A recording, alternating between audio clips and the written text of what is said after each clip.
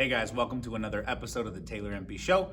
So I got a lot of awesome nuggets for you in this show today, so I hope you tune in. I also have a gift for you at the end, so you know you're gonna have to listen to the whole thing. Don't just skip ahead because you're gonna miss the bulk of the content and how that's gonna apply to you. So if you haven't watched episode 1, please go back and listen to that or watch.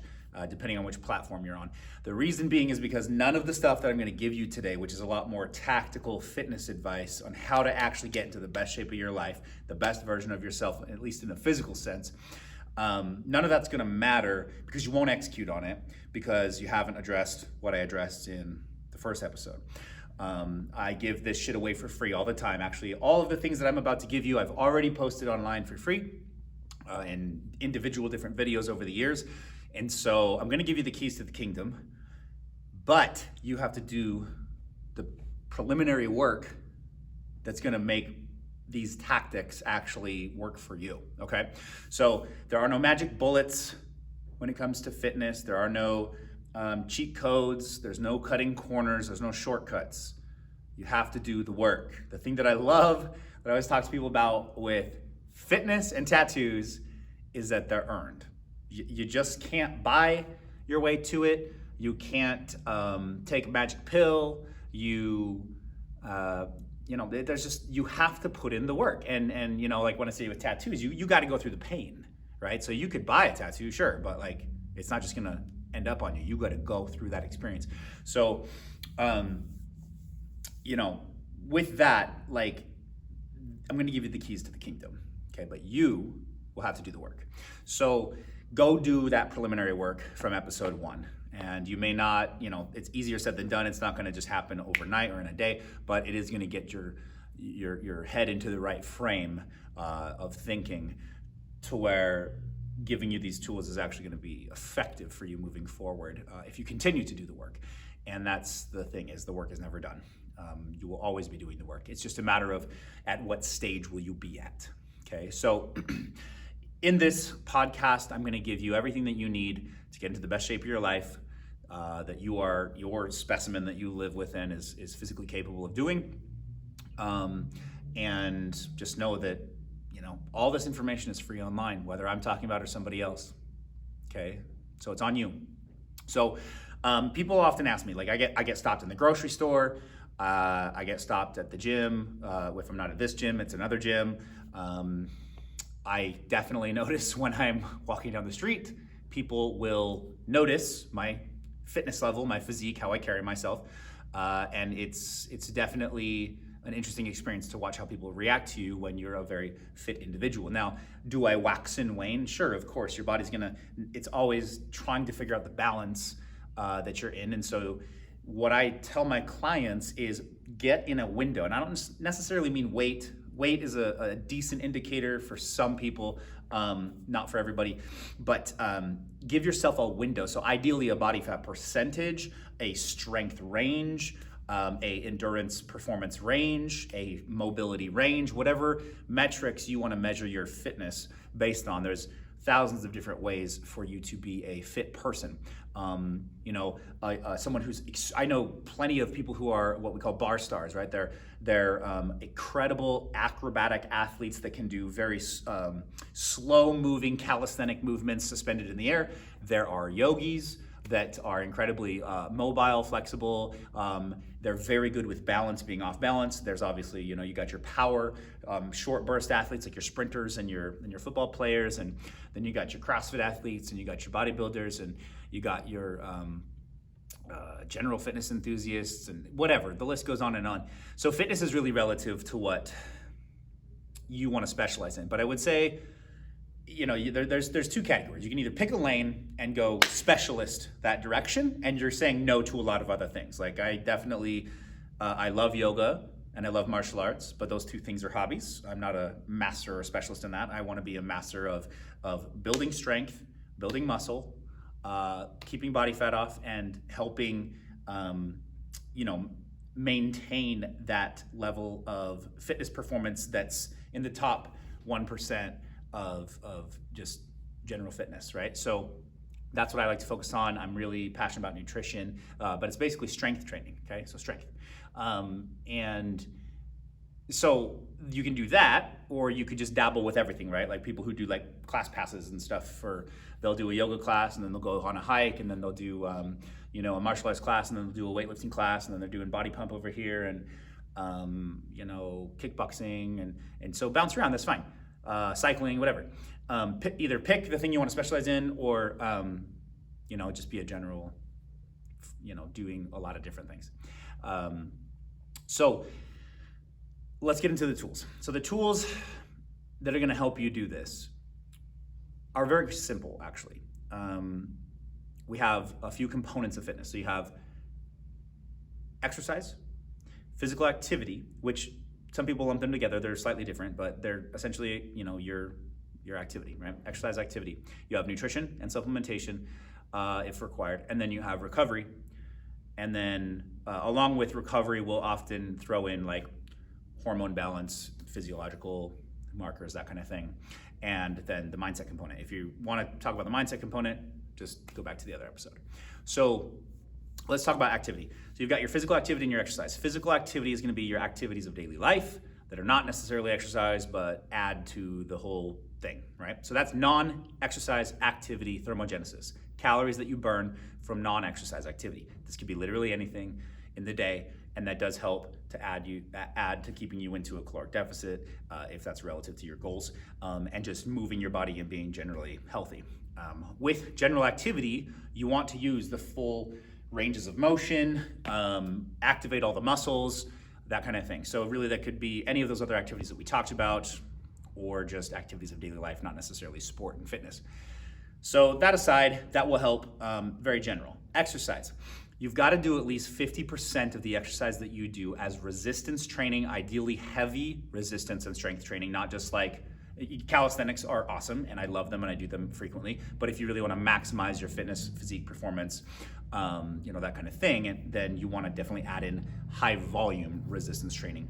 There's a lot of different versions of this, but your basic general focus is going to be the weight training with weightlifting. So also, the other half, you do want some cardiovascular conditioning. Now, a lot of people are like, you can lose fat without cardio. Yes, that's true, if you only give a fuck about body composition. Now, when it comes to goals, there's multiple goals. There's body composition and aesthetics, essentially, and that's fine if you want to just focus on that. And I sure do enjoy the benefits of that from fitness. But then there's fitness performance, and then there's health, right? So let me differentiate. You can look great and be in terrible shape and terrible health. A lot of people that are in the bodybuilding, physique competing space, those individuals are not necessarily healthy, though I respect the discipline that it requires of them to get to the conditioned level that they do. But a lot of them struggle with hormone issues, psychological things like that. So you can be looking great, but not necessarily healthy or fit. You can also be a very high-performing athlete and not necessarily be healthy or look great. So for example, I did meet one of the top Utah powerlifters years ago. And he didn't necessarily look like anything special. He looked like a big dude. He looked like he had substantial muscle, but he was pushing 350, 350 pounds in body weight. Granted, he was a little bit taller, but still, he looked like, and I don't want to be rude, but he looked like a fat guy, right? So like just a big dude. And we got to talking and I realized, oh shit, like he's one of the strongest people in this entire state. And later we went to talk about his blood work. So now we're talking about the health component. His blood work, I was saying, yeah, it's very interesting because I even judged you as a person who probably doesn't work out just based off your body. And I really try not to do that in my work, but it happens, right? Sometimes those things happen. And so I just apologized for that. And he said, yeah, actually my blood work is tip top. It's perfectly fine. Physiologically, hormonally, cardiovascularly, I'm fine. He's like, I'll probably just put more stress on my heart and my joints because of my weight, but he's like, I'm one of the strongest dudes in the state. I was like, fuck yeah, that's awesome.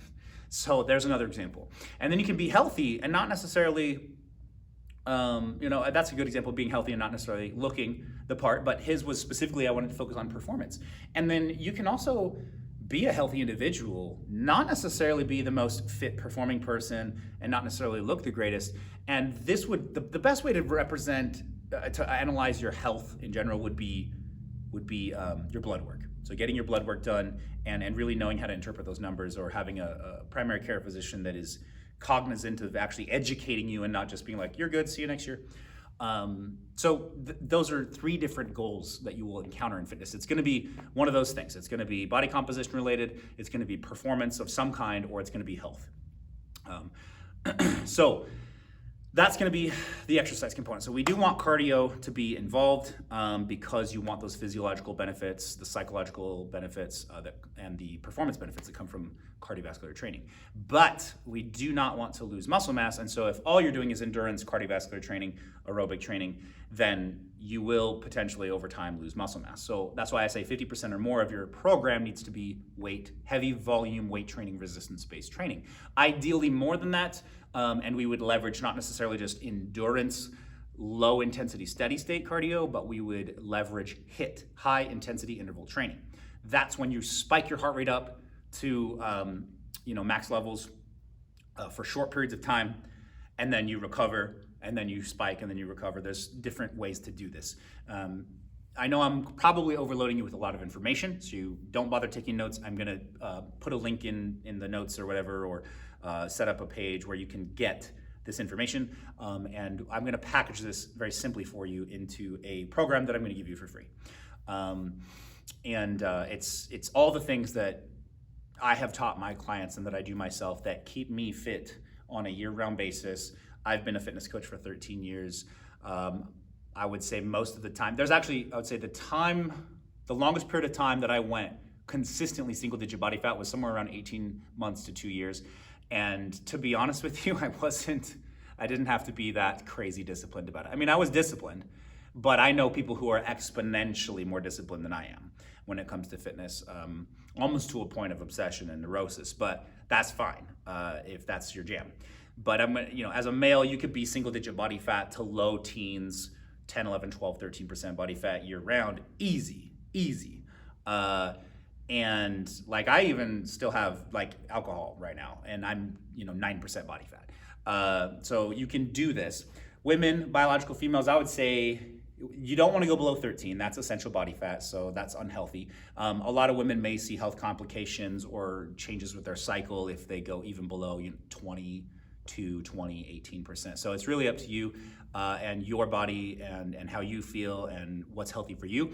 But you could be low 20s to high teens body fat, mid-teens body fat, even year round, depending on your individual health condition. But so, we've got the physical activity component. So with exercise, when it comes to the resistance training, you're like, all right, so weight training, resistance training, what does that look like? You do need to learn this as a skill. So if you don't have a coach that can teach you how to lift, you have no lifting experience, you probably should hire that person. I would recommend you do not hire an online coach until you have experience in the gym learning form and technique, because an online coach is for someone who already has a little bit of baseline there that can actually take you to the next level with the skill you already have. Now, so if you're like a square one person, I own a gym. If you're local, come try us out. Shameless plug, 1 week for free, 2 weeks for free if you know a person that works out here and you drop their name. We will teach you how to lift properly here. And keep yourself safe and learn that baseline. And then later, when you're ready for just accountability coaching and education, then you hire an online coach. That would probably be the best order to go in. So your weight training program needs to be focused primarily on compound lifts. These compound means multi-joint exercises. So yes, are isolation exercises beneficial? Of course, because I can hear all the bodybuilders screaming at me now in the comments about isolation has its place. It absolutely does. Everything is relative. Everything is applicable. It's just relative to the individual. So I'm going to give you best bang for your buck. So if you do things like squats, deadlifts, overhead pressing, horizontal pressing like bench press, pulling movements, pull-ups, push-ups, those kind of things, multi-joint, even multi-planar movements. Multi-planar meaning like it's good to lift and you're if you're doing a deadlift, you're going to be here and pull off the floor. That is your center of gravity is right in the middle of you.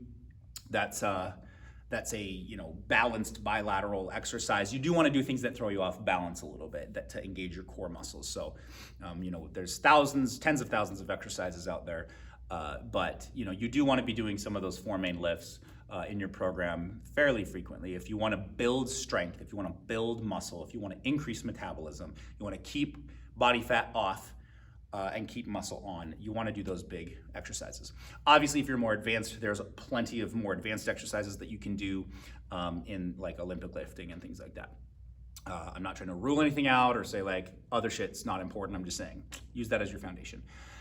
Then you want to branch out into other compound movements, and then you want to start with the heaviest or largest exercise first, because that's where you're going to have a lot of your nervous system energy and calories, and you're not going to be fatigued yet. And then we're going to trickle down the list and go to smaller movements, lighter movements, and then isolation movements. This is a particular training philosophy that I adopt that works very well. And yes, there are plenty of other philosophies, but if you want something that will just work for you, just follow this. The other thing is you don't want to just get stuck doing the same type of program. Now, that doesn't mean, like, I'll say this, most people think that they need to do different exercises all the time. Well, I gotta change it up, I gotta do that exercise and then that one and that one and that one. And yeah, that's like beneficial, but when people ask what my program looks like, I literally show them and it's quite boring. What I do focus on is volume and progression and skill. So rather than jumping around to a bunch of different exercises, master a handful of exercises, because that will go way further for you. It will also help you to prevent injury, because you will develop mastery, because you'll be putting in more repetitions of the same things over time. What you do want to do is you want to adjust how much volume you're lifting. So the weight that you lift over time, which is the weight that you lift times the reps times the sets, and then you factor that in across the whole week or a multi-phased program or months, and that's the volume. And you do need periodic rest periods in there where you deload, okay? So don't just like try to go heavy all the time. You wanna train in about approximately these 3 to 4 rep ranges. If you want muscular strength and power is being able to move heavy weight quickly. You wanna train 1 to 5 reps. Some would say even just 1 to 3. That is a particular muscle fiber type that is best for power and strength training, okay? Everyone should train in this range. Doesn't matter your goals, if it's fat loss, muscle building, male, female, it doesn't really matter. You should do that. Then you've got muscle hypertrophy, which depending on who you talk to, that's gonna be somewhere between 6 and 12. Muscle hypertrophy is actual cell size.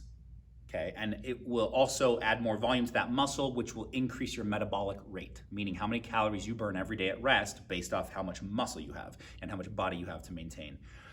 Muscle burns more calories than fat does, though fat does actually burn some calories. So you want to increase the amount of muscle that you have. Now you can increase muscle density without the muscles getting bigger. So ladies, don't be concerned if you're worried about getting too bulky, or even some guys don't want to be too bulky. They want to be very lean. In fact, part of the reason a lot of clients come to me is because they're like, hey, I don't want to get too muscular. I like your physique. You're like in the mid 170s to like low 180s.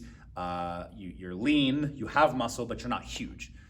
So if that's your concern, trust me, I lift really heavy. I do plenty of hypertrophy training, and you can control the outcomes of these goals.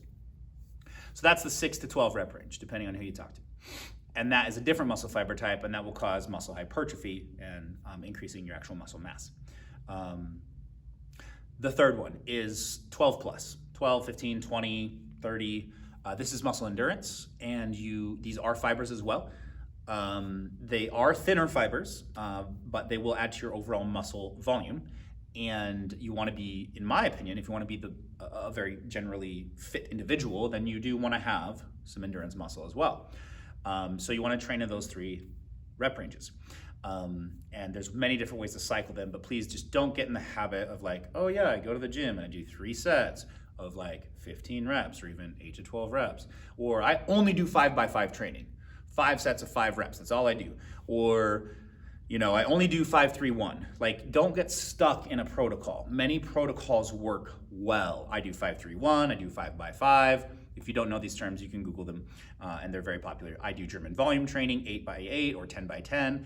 I do time under tension training where I do 4 seconds, slow contraction, 4-second squeeze, 4-second stretch for 40 seconds, time under tension training. There's so many different protocols you can follow. But what I'm saying is stimulate each of the muscle fiber types in your program through some type of programming with your weightlifting. And then if you want to get your best bang for your buck, high intensity interval cardio is superior in terms of efficiency, meaning getting more bang for your buck in a shorter time frame. I recommend you do both. I recommend that you do LISS, which is low intensity steady state, and HIIT, high intensity interval training. The reason is because there's performance benefits for both. So, at any given time, I like to be able to run 1 to 5 miles at a very, I would say, competitive pace. I'm not the fastest guy in the world. I'm not a crazy endurance athlete, but I just like the benefits that come with that. I also, when we're here, we program a lot of high intensity interval training because people got to get their workout in a shorter time frame. We have to, make sure they're getting the best metabolic benefits. And so we do, anywhere from 4 minutes to 12 minutes of higher intensity cardiovascular conditioning, depending on how we programmed it. So what differentiates the two is that low intensity steady state is something you can maintain pretty much for like 90 seconds or longer, for even multiple hours. And HIIT, high intensity interval training, is something that you can really only do for less than 60 seconds. Some would argue even like 20 seconds, 40 seconds. It's very short.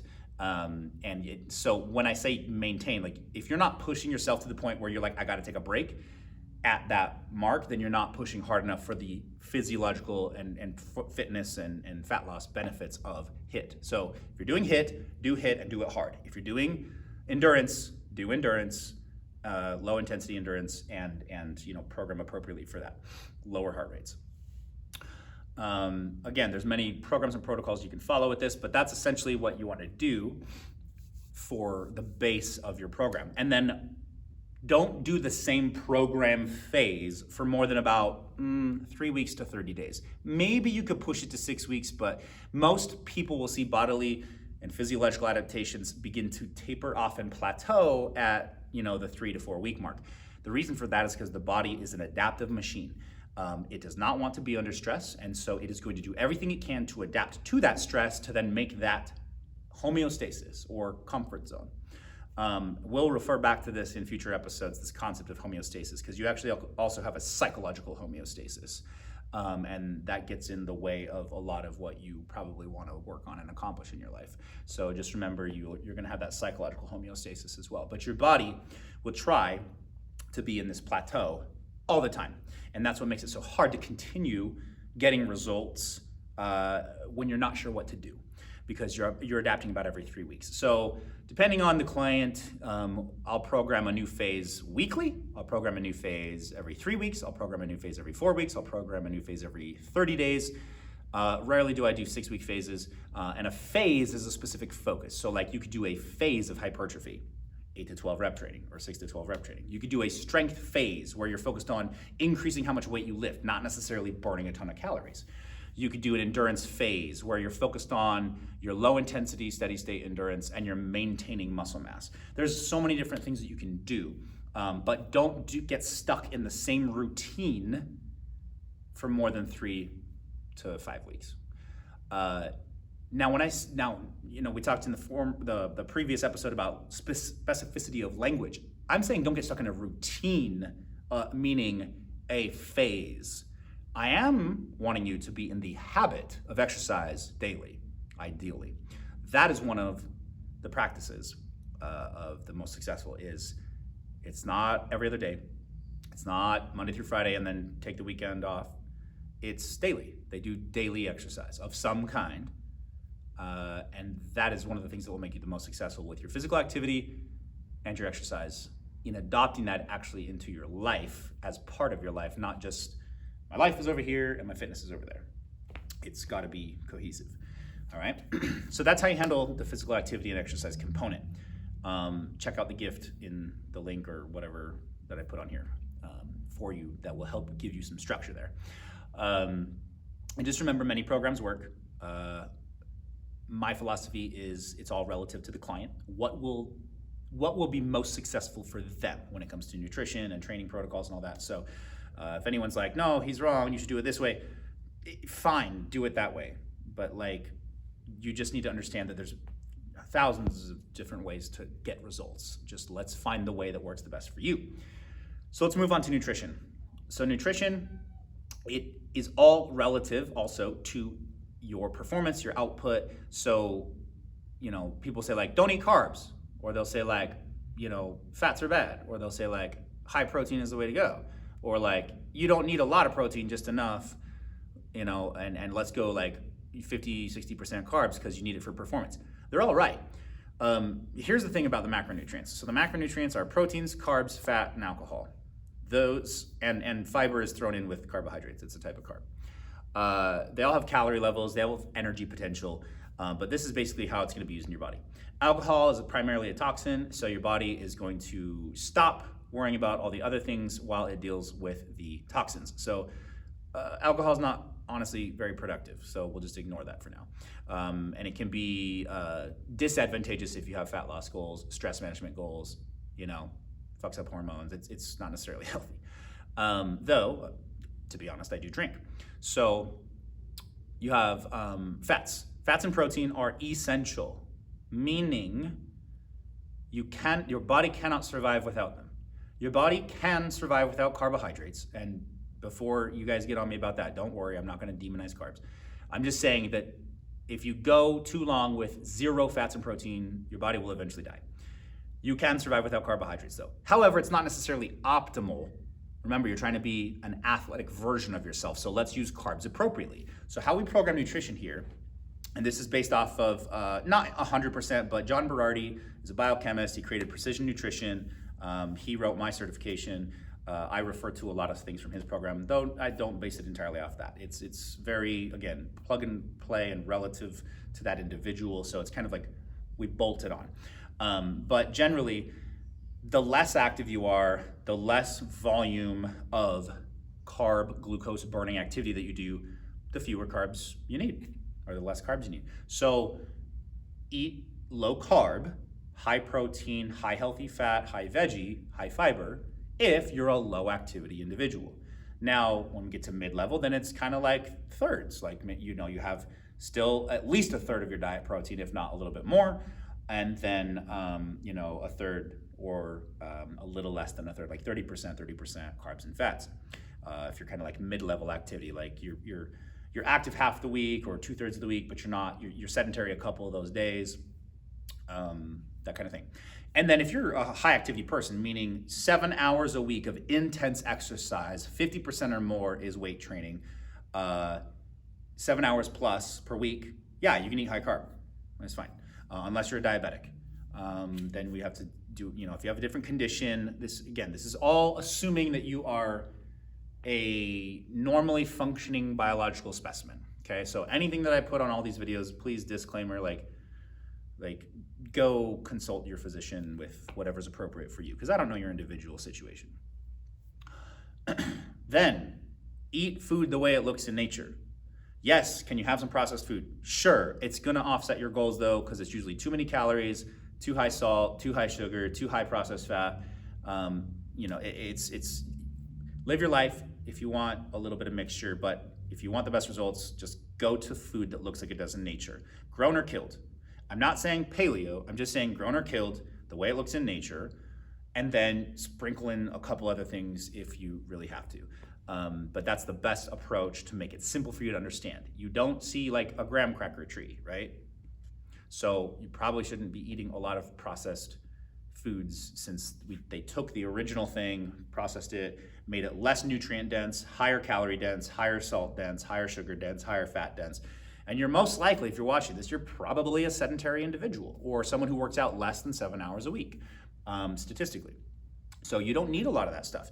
Now, that stuff, simple sugars, those kind of things, processed foods, fast digesting food, can be leveraged as a performance tool for someone who's mid to higher level in terms of their athletic output, because sugar is high performance.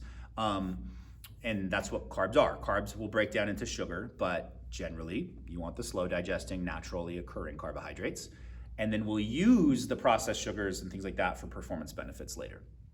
But you really don't need to worry about that unless you're already kind of like at that athlete level or getting close. So grown or killed, minimal process, no alcohol or very little, and high protein, moderated carbs and fats depending on your fitness level, okay?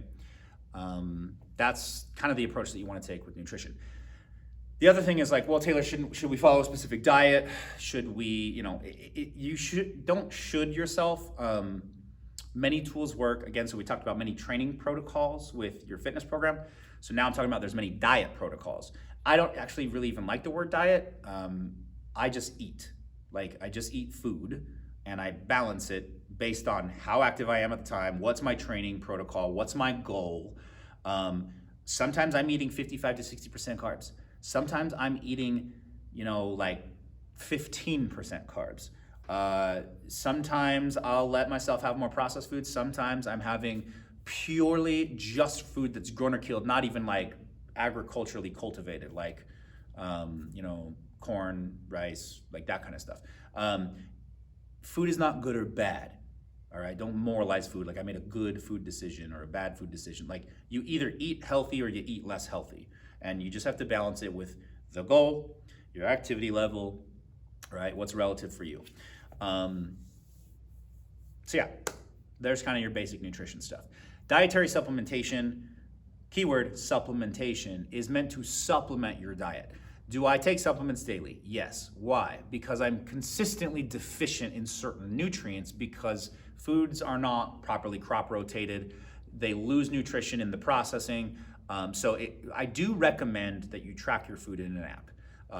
If you can't do that because you have psychological unhealthy relationship with food, I understand that.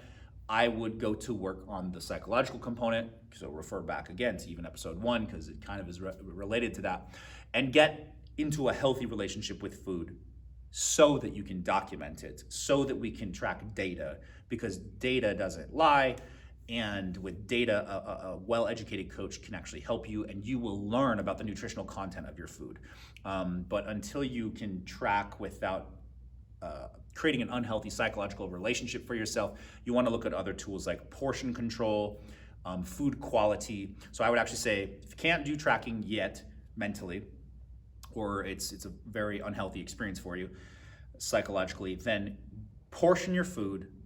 You can use a food scale, measuring cups, the hand rule, John Berardi, Precision Nutrition, and I just enjoy, he's a good person, met him, his program is exceptional. I don't get paid to promote him or whatever. So do that. You use the hand rule and high protein and eat food the way it looks in nature. That's where you should start. That's what I call a stage 1 client. A stage 2 client is ready to track. A stage 3 client is an athlete who's already been tracking, but they're looking to optimize and do very advanced techniques that 1s and 2s are not ready for.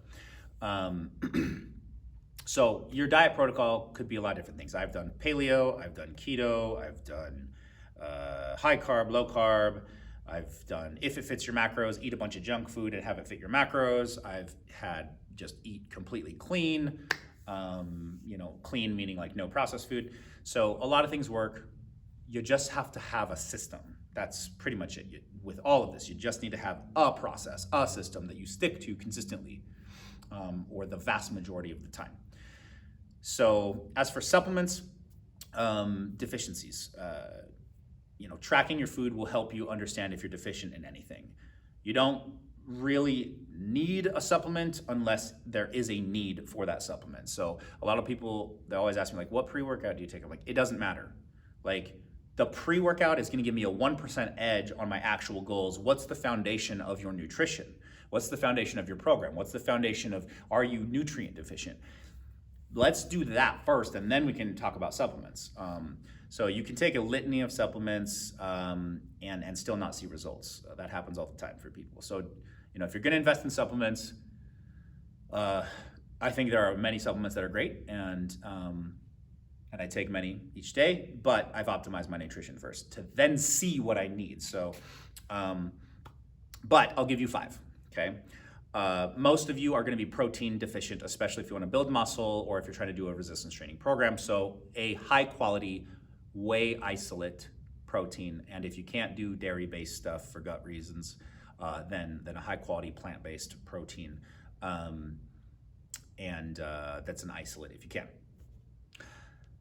Next, a multivitamin and fish oil. The reason for these two is because you will most likely be deficient in at least one of the A through zinc vitamins. Usually it's going to be iron, potassium, vitamin A, vitamin C, vitamin K, things like that. And then the fish oil, you're probably getting enough fats in your diet. That's not that hard to do, but you're probably not getting enough high quality, high EPA, high DHA, omega-3 fatty acid, because it's just not as present in most foods. If you're gonna do it through your diet, you need avocados, high quality fish oils, certain nuts and seeds, that kind of thing. But even still, you may not get enough of the ratio of healthy fatty acids. So a high quality omega-3 fatty acid supplement with very high EPA and DHA, because you're most likely deficient. So we got protein, we got your multi, we got your fish oil. The next two things would be greens, a greens powder. The reason for that, with a blend of all sorts of different leafy green vegetables, algae, those kind of things.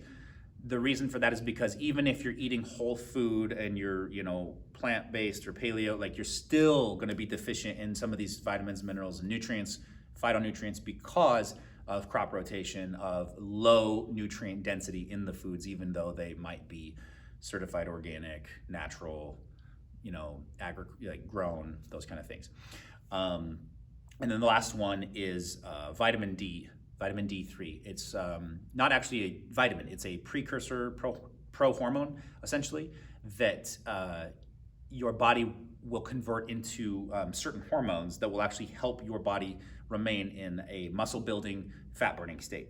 We know it has healthy mood benefits, immune benefits, bone benefits, but basically if you live a few hundred miles north or south of the equator, or you have limited sun exposure during certain seasons, you want to supplement with vitamin D. The way that you tell for a lot of these things is you go to your doctor, you get blood panels run to see if you're deficient in anything. To give you an idea, I'm consistently in range from the middle to the low range, and I take, and this is for me, this is not for you necessarily, 5,000 to 10,000 IUs a day. The daily recommended intake is only 400, but it's all relative, okay? So don't necessarily just do what I do because that's relative for me. Your body is different. You don't want to overdose on fat-soluble vitamins A, D, E, and K because it can have negative repercussions, okay? So that's just an example anecdotally. And that puts me in normal range. But it will help your hormone production if that's a deficiency and something you should supplement with. Now, you're probably like, hey, tell me brands. I'm not going to endorse a specific brand. I do take specific brands that I trust, that I've vetted. I'm not going to tell you what those brands are, not because for any other reason other than I want you to do your own research and make an informed choice for yourself. So there is a resource you can use called labdoor.com. You can also use examine.com and healthline.com. The last two websites, they cite all their research for everything in terms of diets, supplements, training protocols. So you'll see actual links to scientific research that supports these claims. They're not just random blog articles from some fitness influencer that doesn't know what they're talking about. And you need to read multiple of those things if you really want to glean knowledge, and you need to learn how to interpret that information in those studies and things like that. But at least this will get you a basic foundation for sources that you can trust, at least a little bit more than just the general internet. Labdoor.com is I believe they are a for-profit company, but they do third-party testing. So they take supplements off the shelves, they send it to their lab, they do this third-party testing called certificates of analysis, and they figure out what's actually in this, and they test it across nutritional quality, contamination risk, label accuracy, nutritional value, and some other factors. And they will score them, and they will rank these brands against each other, and show you, and they'll give them like an A through F rating. click on the details and you can read the reports that will tell you like, okay, how far off was it really? Something that gets rated a C+ may not actually be that bad. It might be, oh, their label wasn't very accurate, but they were super clean and contaminant free. But the label accuracy meaning like they got the measurements wrong. But then you could have something that has like high label accuracy, but like very large contamination risk because they don't use good manufacturing practices and they cross over products and things like that. So that's a good source for you to go find a brand out there that you can trust. Obviously, yeah, pick something that's like in the A or like B+ level. And you're probably gonna spend more when you pick something like that. But that's the best tool that I can give you right now to choose supplements that are gonna be of the highest quality with the least risk of being harmful to you, that are third-party tested and then certified based off that. And you know, if you can pick one of those, then spending the money will be a good investment. If you just go buy a popular brand, but that has a low rating, they're gonna charge you whatever they want because they're a for-profit company. So, you know, just, what do they say? Do your due diligence. Okay, so that's how you find that out. But generally speaking, those 5 supplements will take care of all your needs for most of you if you need them, if you're deficient, and then we can talk about other performance supplements later if you want. And I'm not talking about steroids or that kind of thing. I don't do that, never have. I think the only thing that's close that I've taken was a pro hormone called DHEA. That's it. That's just not my jam. So to each their own, and if you want to, go for it. If that's your choice. I'm not telling you to actually use steroids. Some people, that's their jam, and to each their own. That's not what I'm recommending. So we've talked about physical activity, exercise, nutrition, supplementation. So the next thing is recovery. So recovery, you need to be doing forms of stretching and mobility work, as well as getting adequate sleep. And again, you know, using the blood tests at your primary care physician, monitoring your hormone levels, so that you can make sure that you aren't chronically stressed, breaking down muscle, adding on body fat, underslept, degrading your body, dehydrated, these kind of things. So you want to drink plenty of water. You want to stretch daily. If you're contracting your muscles daily, you need to be stretching them daily as well. Now, some of you who might have hypermobility, okay, maybe you just need to be doing more contracting work, but you want to have full ranges of motion. You want to be able to stretch those muscles, use those muscles, contract them through full range. So mobility and stretching is probably mobility, stretching, and sleep are probably the most neglected things that I've seen across, you know, over a decade, 13 years in fitness coaching, is hydration, mobility, stretching, and recovery, or sleep. Most people will just essentially like throw that to the wayside and be like, well, it's all about like 80% nutrition and 20% training, right? And it's like, no, it's multifaceted. So you will definitely hinder your results if you're not recovering properly, if you're not stretching properly, if you're not hydrating properly, if you are not sleeping properly. And that doesn't just mean total hours, that means quality as well.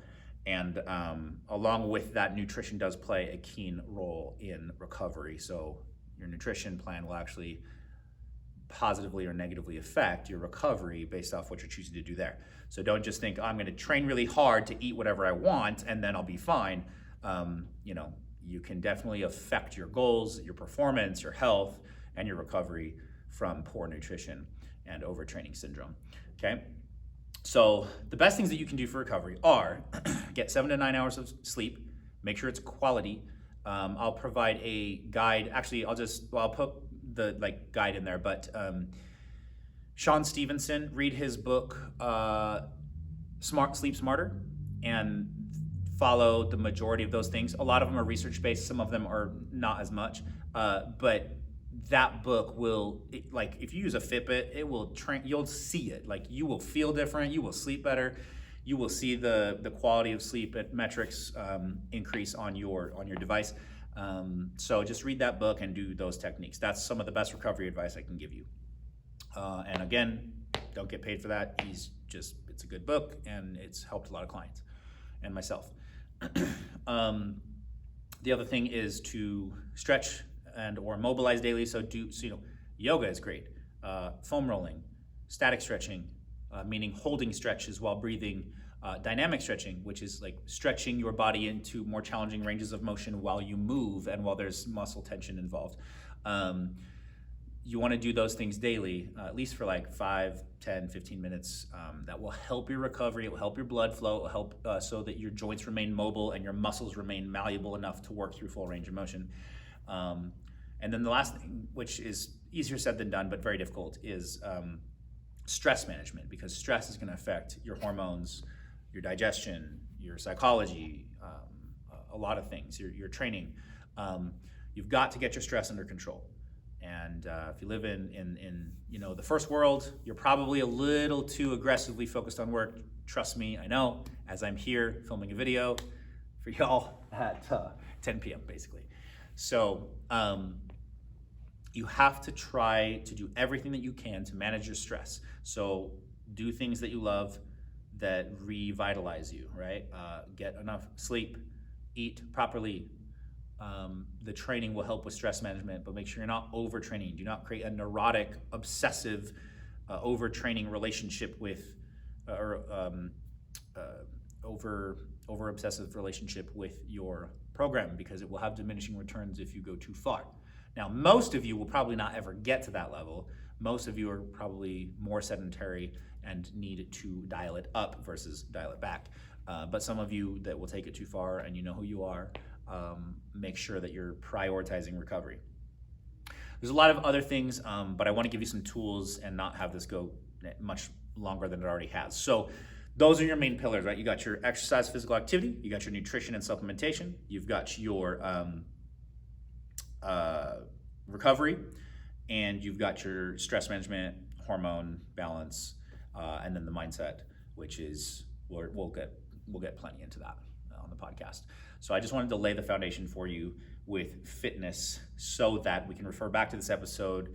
You can refer back to this program that I'm going to post in here for you, so that we can just get the tactical fitness shit out of the way, so that we can talk about the real issues, right, of why you're not seeing results. Because it's not the program, it's you. The reason, and if you're like, well, no, I'm not even following a program, I need a program. Yes, but once you get the program, if you're still not seeing results, it's because of what's going on, more internally, that's hindering you from your progress.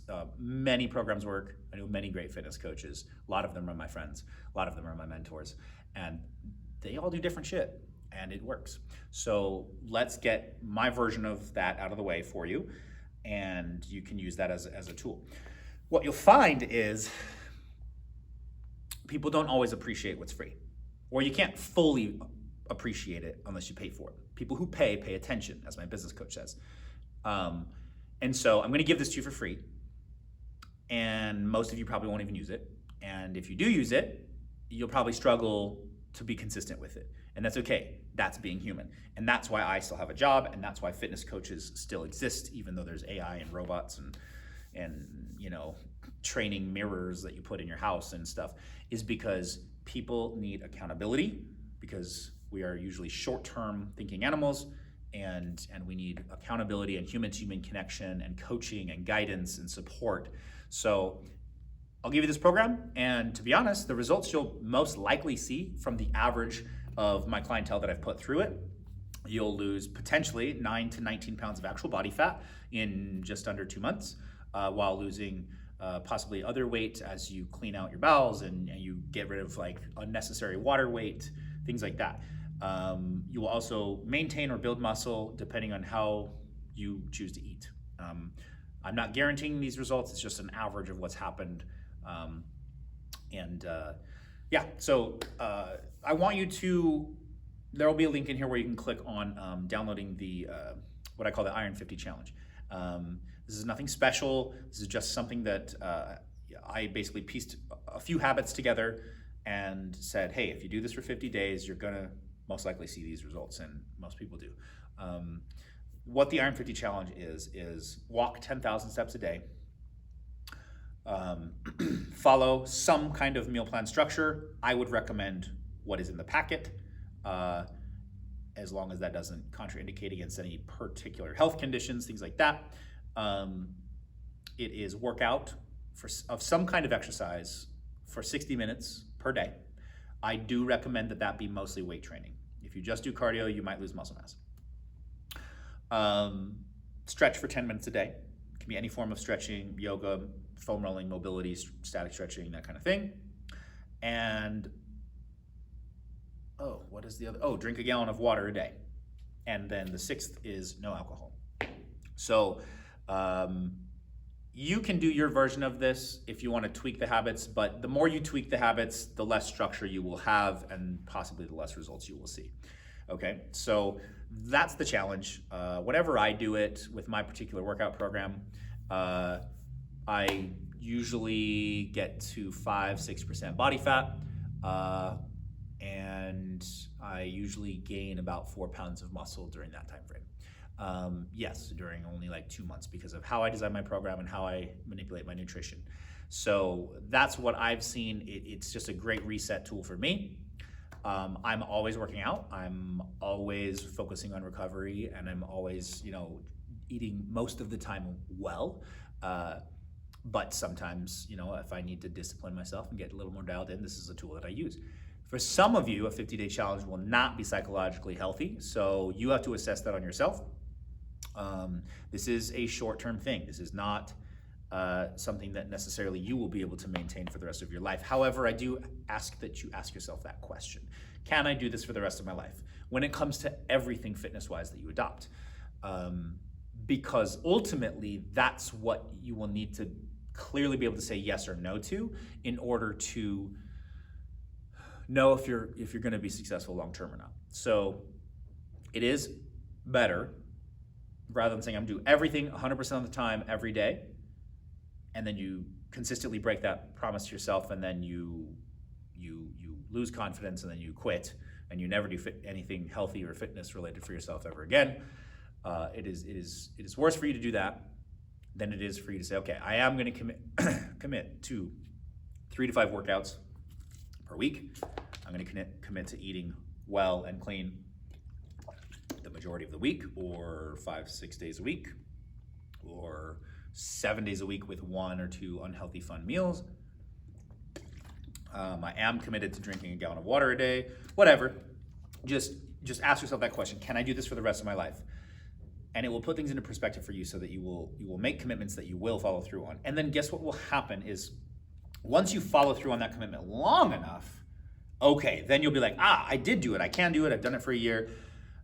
I can take on more. And you'll see that. You'll see that you're capable of more. And you were always capable of more, but you just had that blind spot. So just always be, working on progressing into becoming the best version of yourself. So let's wrap up with some tools that you can implement that if you do these things, like for real, you guys, if you do these things, you're going to get great results. And you're going to get into great shape. You're going to get stronger, build muscle, lose fat, be more agile. The thing is, you have to do it consistently. And most people will not. Most people are not consistent. And when I say consistent, I don't mean perfect. I don't mean 100% of the time. I mean the majority of the time. So whenever a client comes in after they've gone through stage 1 nutrition, stage 2 nutrition, and they're struggling in stage 2, and they're not sure why they're not seeing results, we'll schedule an appointment.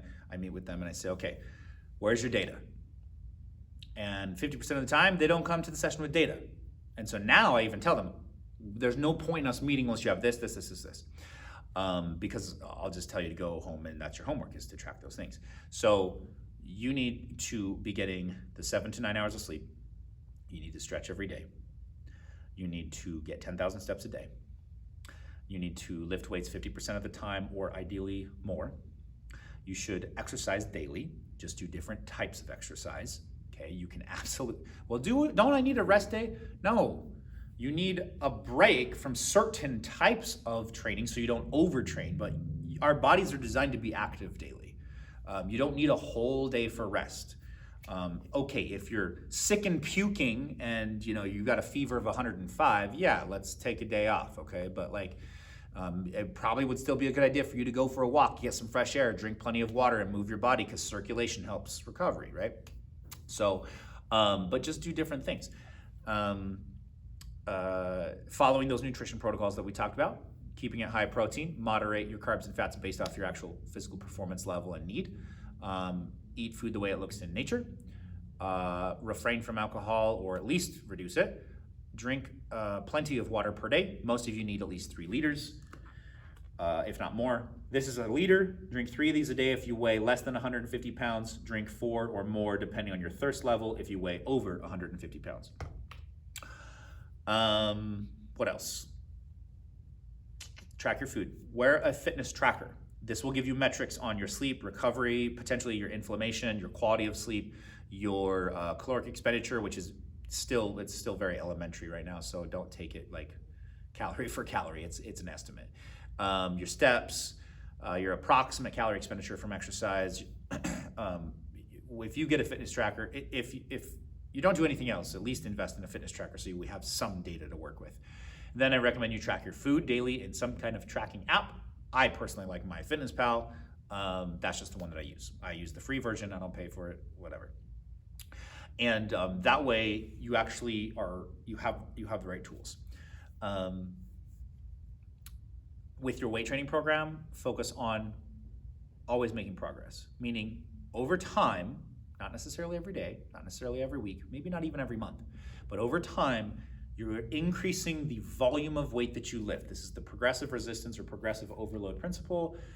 So always be getting stronger. If you're always getting stronger, so like let's say you get strong and then you have to like deload for like a couple of weeks or a month or something and to then step back up, that's fine. If we take 2-3 steps forward, 1 step recovery, 2-3 steps forward, it's fine if we zigzag, as long as we're zigzagging that direction with strength.